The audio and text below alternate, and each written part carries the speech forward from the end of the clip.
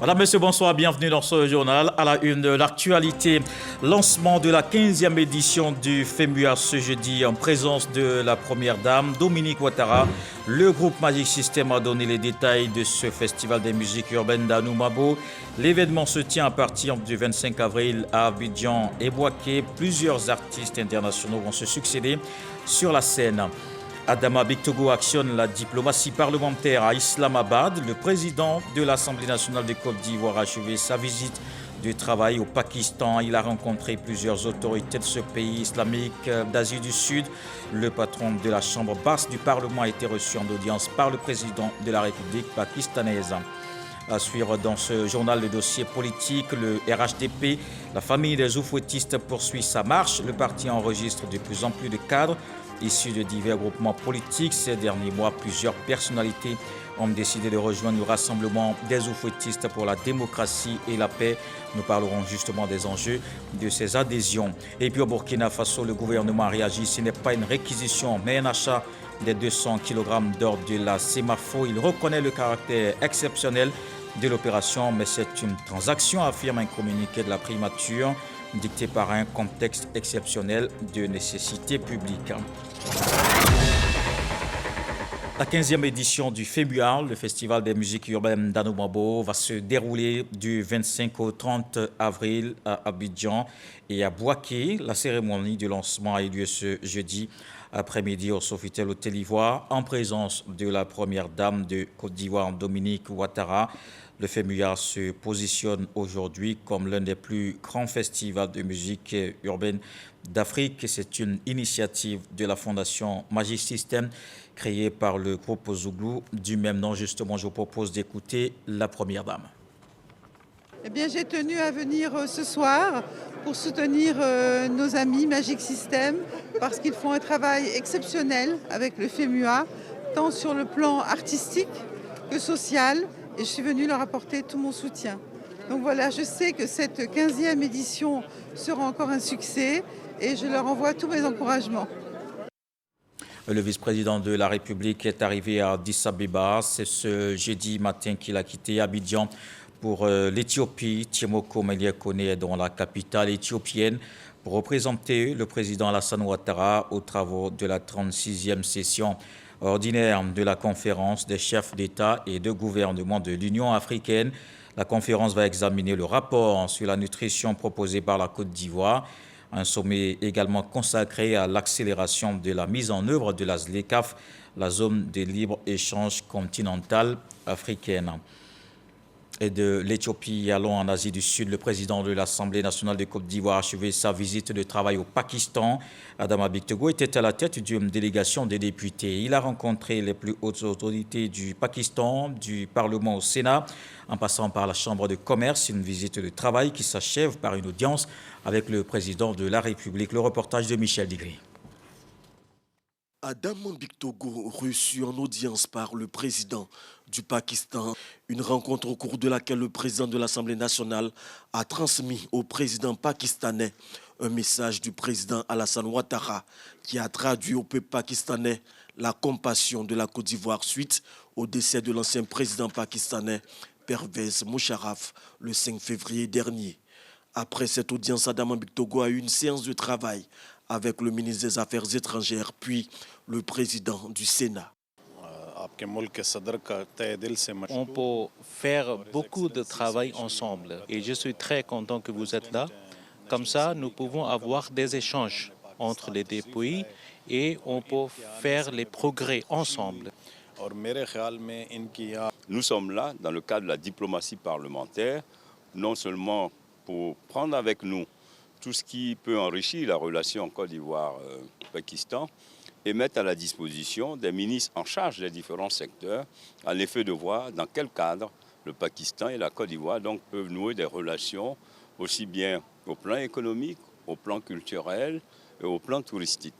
Adama Bictogo fait le point de sa mission. Ce que nous avons pu constater, c'est d'abord un pays travailleur, un pays de grande hospitalité, un pays rigoureux, un pays qui a su surmonter, qui sait surmonter les difficultés liées donc à la guerre, liées donc aux différentes attaques terroristes que connaît le pays. Mais il y a cette résilience qui habite chaque Pakistanais et qui en soi est un exemple. Nous allons repartir chez nous, mais avec une autre vision du Pakistan. En tout cas, tous heureux d'avoir découvert un si beau pays. Le séjour de la délégation ivoirienne a par ailleurs été marqué par une importante séance de travail avec les membres de la Fédération pakistanaise de la Chambre de commerce et d'industrie. Il s'est agi d'inviter les hommes d'affaires pakistanais à venir investir en Côte d'Ivoire. Le volume des échanges commerciaux entre les deux pays est passé de 50 milliards en 2017 à 139 milliards de francs CFA en 2021. Et ici en Côte d'Ivoire, le ministre de l'Équipement et de l'Entretien routier n'est pas satisfait du taux d'avancement des travaux de construction du 4e pont d'Abidjan. Amédée Kouakou l'a fait savoir ce jeudi à l'issue d'une visite de ce chantier. Un taux d'avancement qui est de 95% alors que c'est bientôt la date de livraison. Le constat avec Dangui Dangui. Lancés en juillet 2018, les travaux de construction du 4e pont d'Abidjan avancent avec un taux d'avancement global estimé à 95,75%, mais pas au rythme que souhaite le ministre de l'Équipement et de l'Entretien routier. Amédée Kouakou l'a fait savoir ce jeudi à l'issue d'une visite de ce chantier et des échanges avec l'entreprise en charge de la réalisation des travaux. Nous ne sommes pas satisfaits de l'avancement des travaux parce que cette voie est extrêmement importante pour la ville d'Abidjan. On a déjà accusé plus de 2 ans de retard, ce qui n'est pas acceptable. Alors la question que vous allez me poser, mais c'est dû à quoi? C'est dû au fait que ce n'est pas parce que nous ne faisons pas un suivi régulier du chantier. Vous savez que c'est un appel d'offres international. L'entreprise qui a remporté le marché avait donné un coût. Ce coût, nous avons estimé qu'il était relativement bas. On nous a demandé de lui demander confirmation des coûts. Il a confirmé ses coûts, mais à la vérité, on se rend compte que l'entreprise, pour pouvoir donc gagner le marché, a sous-estimé donc ses coûts. Donc aujourd'hui, a d'énormes difficultés donc pour terminer le chantier. C'est ça la réalité du problème. Nous sommes venus donc leur dire que cette première phase qui part donc de Sébroko jusqu'au croisement de la voie qui vient donc du premier pont pour rentrer dans Yopougon, ce tronçon-là doit être terminé à fin mars. Vraiment qu'ils prennent toutes les dispositions pour que ce tronçon soit terminé, pour permettre quand même à ceux qui veulent aller à Yopougon de passer sur le 4e pont, parce que le pont lui-même il est quasiment terminé. Nous sommes en train donc de passer à la phase bitume. Le responsable de l'entreprise en charge de la réalisation de l'ouvrage promet de mettre les bouchées doubles pour respecter les nouveaux délais. Nous avons rencontré beaucoup de difficultés par exemple la libération d'emprise et le Covid-19. Mais on va respecter le marché, on va livrer les projets dans le meilleur délai. Le ministre Amédée Kouakou de rappeler les enjeux de la livraison dans les délais du 4e pont d'Abidjan. Ce pont va permettre donc à tous ceux qui quittent le plateau, tous ceux qui quittent Makori, Trècheville, de venir facilement à Yopougon, rentrer à l'intérieur de Yopougon sans toutefois aller passer sur la voie du Banco là-bas. Pour un coût total de 142 milliards de francs CFA, le 4e pont d'Abidjan promet d'être une voie express reliant les communes de Yopougon, Atekoubé et Adjamé sur une longueur totale de 7,2 km. Et le gouvernement pense aussi à la mobilité des étudiants. Un nouveau quai de la Sotra est désormais situé à l'entrée de l'université Félix Houphouët-Boigny de Cocody. Le site inauguré par les ministres des Transports et de l'Enseignement supérieur. C'est évidemment un soulagement pour tous les usagers. Evelyne Yoboué et Jean-Marc Diadji. Un nouveau quai de bus de la Société des Transports abidjanais Sotra à l'entrée de l'université Félix Houphouët-Boigny d'Abidjan et à proximité du centre hospitalier universitaire CHU de Cocody. Un don du gouvernement en faveur des étudiants de ladite université et du personnel des entreprises environnantes. Aujourd'hui, vous venez de mettre fin à une de nos difficultés et il est important qu'on soit reconnaissant. Mes camarades, présidents d'associations, secrétaires généraux des structures sœurs, s'associent à nous, Fédération estudiantine scolaire de Côte d'Ivoire. Merci. Merci, parce que lorsque vous le faites pour demain.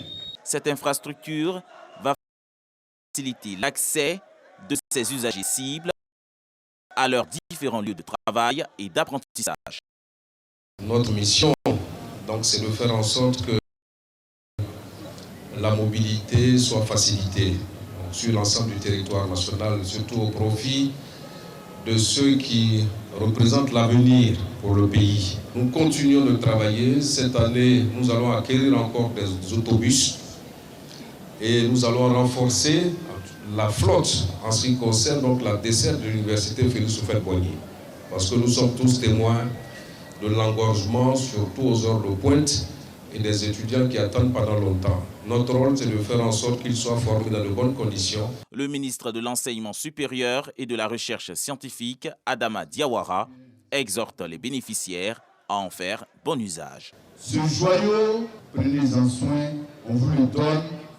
Il faut faire en sorte que ce joyau demeure en l'état sur la durée. Alors, quand vous venez ici pour prendre le bus, je vous en prie, ne venez pas avec plein de bruit parce que vous gênez vos camarades des UFR de la santé qui sont à côté. Voilà, je ne veux pas entendre qu'il y a palabre tout ici. Vraiment, je compte sur vous. Ce nouveau quai de bus assurera la desserte des communes de Yopougon, Abobo, Port-Boué et Adjamé. Et puis vous le savez, en raison de la crise sanitaire mondiale, la Côte d'Ivoire avait dû fermer ses frontières en mars 2020. Et au regard de la normalisation de la situation et la quasi-maîtrise de la pandémie, le gouvernement a décidé de la réouverture de ses frontières terrestres, un soulagement pour les transporteurs. Et l'autre bonne nouvelle, c'est la mise en route d'une opération spéciale visant à régulariser les mutations des véhicules. Des détails sur toutes ces mesures avec l'enseignant Bakayoko. En vigueur depuis 3 années, la mesure de fermeture des frontières terrestres est levée depuis ce jeudi, en raison notamment de l'évolution sanitaire et économique. Un véritable soulagement pour les transporteurs qui n'en finissaient plus de se plaindre de la chute des activités. Cette action gouvernementale, fortement louable, réjouit la grande famille des transporteurs routiers et conducteurs routiers de Côte d'Ivoire. Cette décision devrait supprimer les passages clandestins et obliger les voyageurs à emprunter les routes autorisées.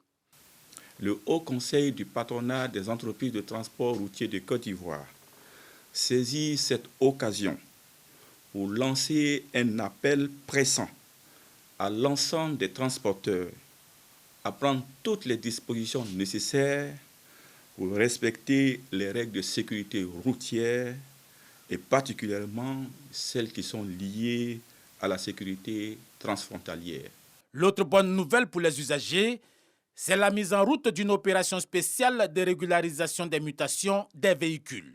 C'est une opération que le ministre des Transports a bien voulu mettre en place dans le but de permettre aux personnes qui ont acheté des véhicules, qui n'ont pas pu faire la mutation et qui ne sont plus en contact avec le propriétaire du véhicule, c'est-à-dire celui qui a son nom encore sur la carte grise. Ou encore, des personnes ayant cédé des véhicules dont le nouvel acquéreur n'a pas fait la mutation à son nom. L'usager sera en centre de gestion intégré avec la documentation. Une fois que les vérifications sont faites, il y a le formulaire d'opération de régulation des mutations qui est renseigné et le dossier suit son cours jusqu'à l'édition de la carte grise. En ce qui concerne le permis à points qui démarre le 1er mars, il a également créé une plateforme digitale permettant aux entreprises d'assigner leurs engins à des conducteurs qui assumeront les infractions. En économie, la 6e édition du forum La Finance s'engage, co-organisé par la CGC et le cabinet international entrepreneurial Solutions Partners, s'est tenu ce jeudi 16 février 2023 au siège du patronat Abidjan au Plateau. La Finance s'engage vise à créer un cadre de partage et de rapprochement pour un accompagnement efficace des PME par les acteurs du monde financier. Cette 6e édition a été organisée afin d'accroître l'attractivité des PME pour renforcer le financement. La ronde du social se poursuit dans la région du Gor. Le ministre Adama Kamara était à Galébré et Guibérois.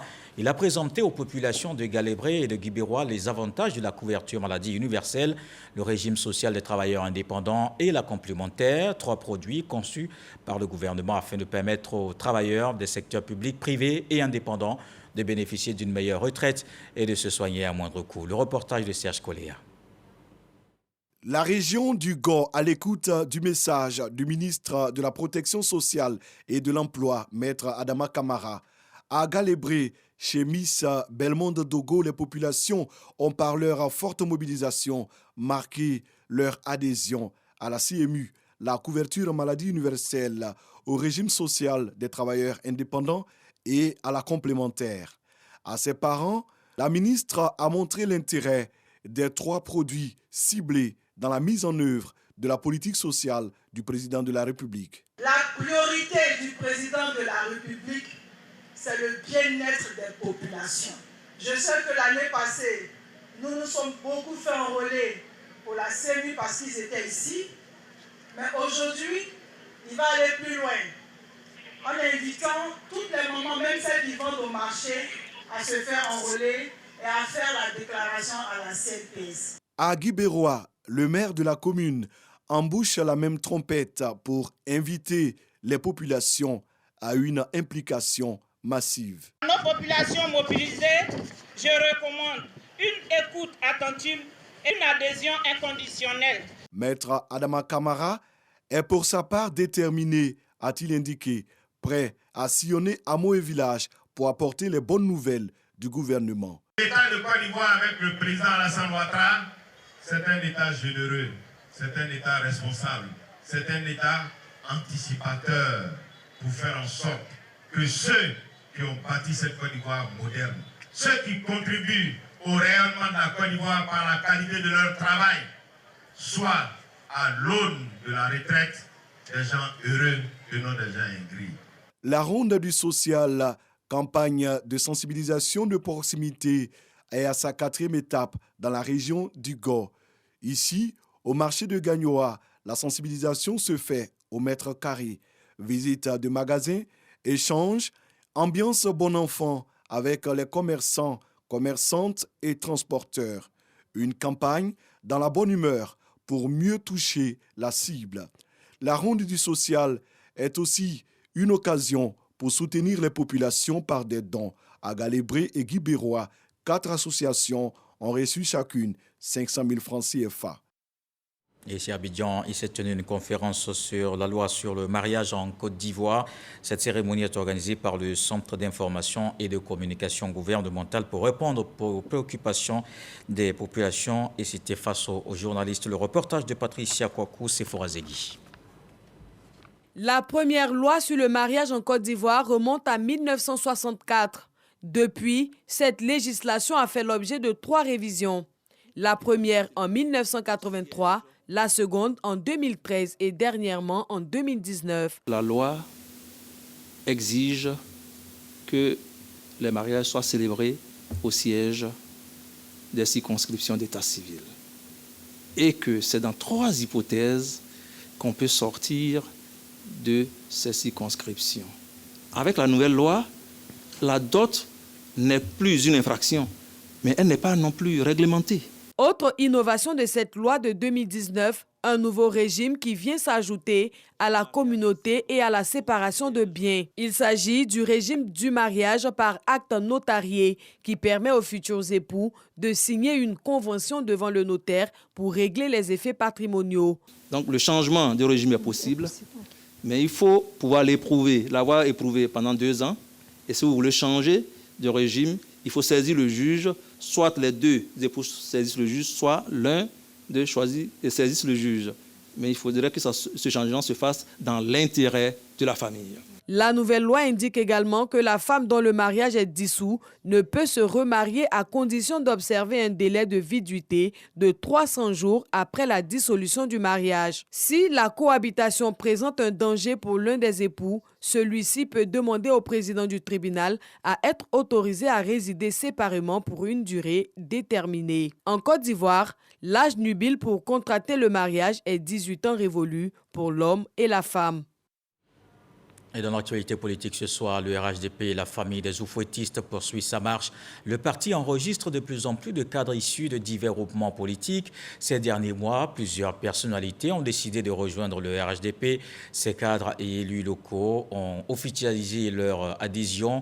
Il y a aussi le président du FPI, Pascal Affi-N'Guessan, qui a annoncé une alliance avec le parti au pouvoir. Alors, qu'est-ce qui attire ces acteurs de la scène politique vers le RHDP?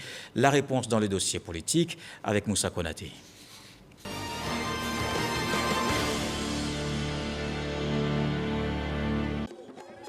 Place Inch'Allah, commune de Koumassi.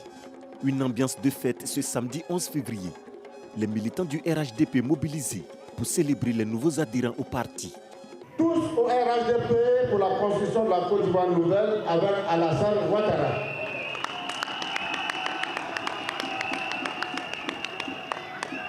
Puisse ce rassemblement être le ferment de la vraie fraternité et de la paix dans notre belle cité. C'est donc le lieu pour moi d'adresser mes chaleureux mots de bienvenue au sénateur Louis Raymond, ainsi qu'à tous nos frères et sœurs qui reviennent aux fondamentaux de l'oufouettisme en décidant d'adhérer au RHDP. Parmi les personnalités qui rejoignent la famille des oufouettistes, certains sont issus du PDCI RDA.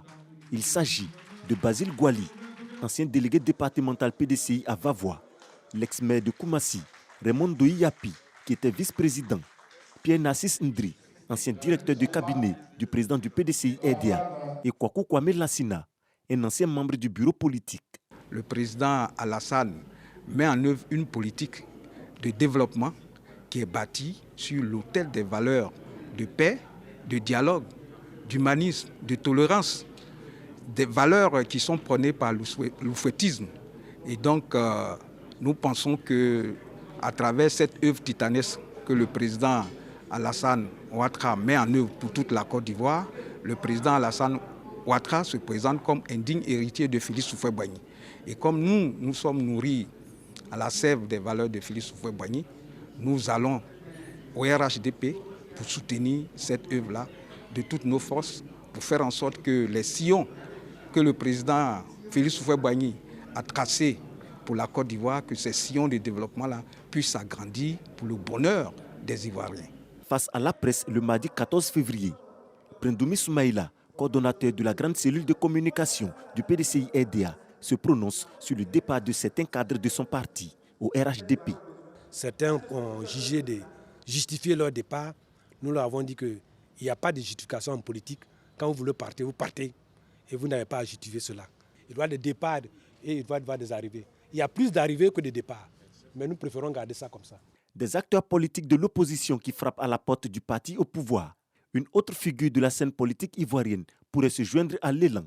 Pascal Affi-N'Guessan, le président du Front populaire ivoirien, annonce en janvier dernier une alliance avec le RHDP. L'émancipation, c'est aussi rupture avec la solitude politique sclérosante au profit de nouvelles alliances fécondantes, dynamiques et émancipatrices qui permettent le plein développement de notre potentiel. C'est l'essence de l'alliance que nous allons conclure très prochainement avec le Rassemblement des oufouettistes pour la démocratie et la paix. Une alliance pour dépasser nos antagonismes du passé et nous engager à œuvrer conjointement dans le respect de nos différences et de l'autonomie de chaque parti, à la consolidation de la réconciliation nationale, au renforcement de la cohésion sociale, à la stabilité politique, à la promotion de la bonne gouvernance et au renforcement de la lutte contre la corruption, au développement économique et social de la Côte d'Ivoire.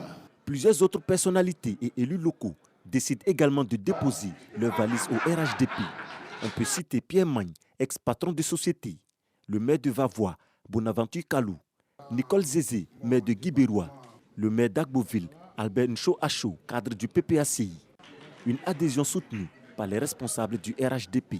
C'est la preuve du fait que c'est un parti qui rassemble tous les Ivoiriens.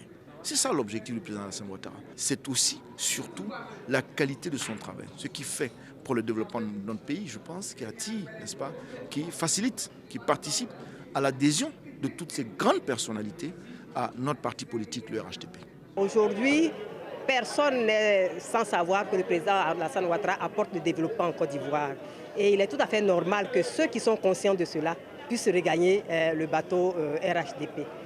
Pour le secrétariat exécutif du RHDP, le parti reste ouvert à toutes les personnalités qui épousent les idéaux de paix, de cohésion et de développement. Ceux qui arrivent, ce n'est pas le secrétariat exécutif seul qui les accueille, ce n'est pas le directoire seul qui les accueille, ce n'est pas non plus le présidium seul qui les accueille. Ce sont toutes les militantes et tous les militants du RHDP qui les accueillent, qui auraient pu les influencer, qui auraient pu faire pression sur eux. En tout cas, ni le président Alassane Ouattara, ni ses collaborateurs que nous sommes, ses serviteurs que nous sommes, ses ouvriers que nous sommes, n'aurions pu nous autoriser donc à faire pression sur eux. Ils ont décidé librement de venir retrouver ceux et celles à qui il manquait tant. Au départ, une coalition de plusieurs partis politiques fondée en 2005, le RHDP est devenu officiellement un parti politique en juillet 2018. Le parti des Oufouettistes tient son premier congrès le 26 janvier 2019. Après une phase de restructuration initiée depuis quelques mois, le parti séduit davantage et poursuit sa marche pour les échéances futures. C'était le dossier politique, les adhésions au RHDP avec Moussa Konaté. On parle à présent de développement local. Allons dans l'est du pays. La ministre Niali Kaba a offert des ouvrages hydrauliques dans des localités de Bouna et d'Oropo. Cet investissement de 20 millions de francs CFA permet d'améliorer les conditions de vie des populations. Elles ont désormais accès à l'eau de bonne qualité. Et c'est le préfet de région qui a remis les clés des ouvrages. Emmanuel. C'est dans ce marigot pratiquement asséché que les populations du village de Cypritéon, dans la sous-préfecture de Bouna, s'approvisionnent en eau pour leurs besoins quotidiens. Avec tous les risques de maladies hydriques auxquels elles sont exposées, elles n'ont aucun choix que de s'accommoder et ne compter que sur la clémence de Dieu pour leur épargner des maladies comme le choléra et la dysenterie. Les femmes se lèvent à 3 h du matin pour aller chercher de l'eau. Ce calvaire que vivaient les populations de Cypritéon est désormais un lointain souvenir.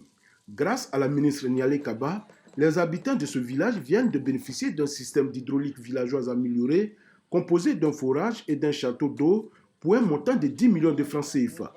L'ouvrage a été remis aux populations par le préfet de Bouna. Elle m'a envoyé ici pour dire qu'elle a été très sensible à vos demandes, notamment le manque d'eau. Elle a écouté vos pleurs et elle a jugé nécessaire de vous venir en aide et surtout de soulager ses sœurs. Présentant les caractéristiques techniques de cet ouvrage, Boubacar Silla, directeur régional du plan et du développement du Zanzan, a révélé que cet ouvrage doté d'une pompe hybride est alimenté à l'aide de 4 panneaux solaires de 330 volts chacun, soit une capacité de production de 1300 volts. C'est un forage où il y a un robinet où les femmes souffrent moins pour produire l'eau. Et puis elles auront de l'eau à tout instant. Cela va permettre de modifier, de changer leurs conditions de vie.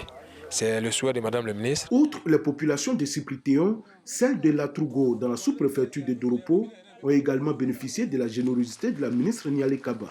Le village a aussi été doté d'un mini HVA, mettant ainsi fin au calvaire des populations pour s'approvisionner en eau potable.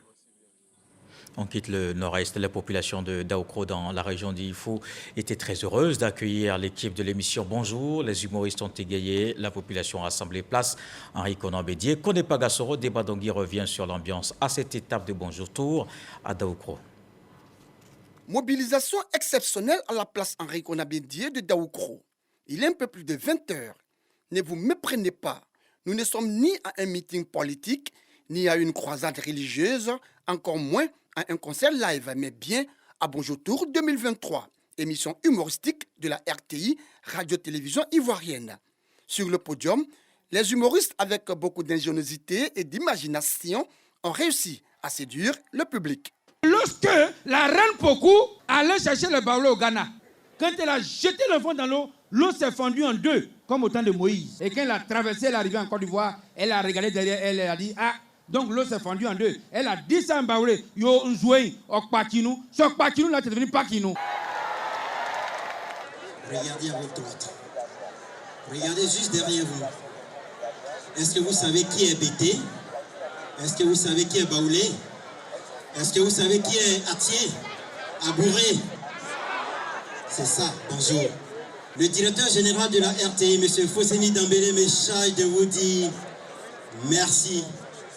Parce que la RTI a 60 ans, vous êtes formidables. Le parrain, Traoré Adam Kolia, président du conseil régional du IFU, après avoir apprécié le spectacle, a invité les populations à être des acteurs de paix et de développement. La bonne humeur est le début du bonheur, l'occasion pour partager la même émotion. Partager également les vertus thérapeutiques du rire, parce que le rire soigne. Le message du parrain et les prestations des humoristes appréciés par le public qui a effectué nombreux le déplacement. Je suis là aujourd'hui avec mes parents pour vivre cette magnifique soirée. C'est vraiment une soirée exceptionnelle et on profite vraiment. L'organisation est propre, vraiment il y a du monde. On ne pensait jamais qu'on allait recevoir cette édition à Daoukro. Nous sommes très heureux. Les populations de la région du IFU, très séduites par le jeu des humoristes, ont un vœu. Revoir équipe de production et humoristes de Bonjour à Daoukro l'année prochaine pour Bonjour 2024. Dans le reste de l'actualité au Burkina Faso, le gouvernement a acheté les 200 kg d'or appartenant à la CEMAFO. Présentée comme une réquisition, cette opération a suscité des spéculations et le gouvernement a réagi en rappelant qu'il demeure respectueux de ses engagements. Il reconnaît le caractère exceptionnel de l'opération, mais c'est une transaction, affirme un communiqué de la primature qui évoque un contexte exceptionnel de nécessité publique. Voilà qui m'intervient à ce journal. Merci de l'avoir suivi. Retour de l'actualité 23h. Ce soir, le sage nous apprend que quand on se promène avec un écureuil, on apprend aussi à grimper à l'arbre. Dieu le voulant, on se retrouve demain.